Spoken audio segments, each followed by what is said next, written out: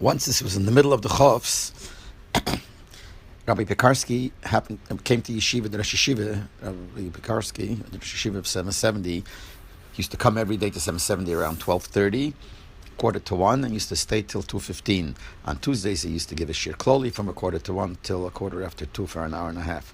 So I remember once this was in the middle of the Chofs, when he came to 770, I remember when he walked into the door, and he was wearing his coat still, and he walked into the hallway in the front of 770.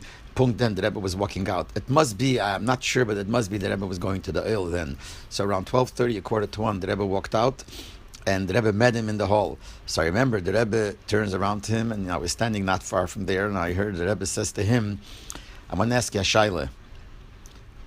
Is there a din of leyigesh by a matone? Which means like this: if you lend someone money, you're not allowed to nudge him that he should pay you. So the Rebbe asked, what is the din by a matone? If you expect a present from somebody, are you allowed to nudge him? In other words, are you ever on leyigesh? The Rebbe meant it as like b'derech halotze, b'derech tzachos. Why? But it really meant, till I chap what it meant, because the Rebbe had asked Rabbi Pikarsky to write svarim on Dal Rebbe Shulchan Aruch. And I think the way the story goes, that the Rebbe asked him to write 10 svarim. And he wrote some svarim. So obviously the Rebbe was waiting for the next sefer. So the Rebbe asked him, I want to ask you a shaila, are you ever on leyigesh by a matone? Rabbi Pikarsky understood exactly what the Rebbe meant, and he started answering, yeah, I'm working on it, that's almost finished, etc., etc. And then the Rebbe walked out of 770.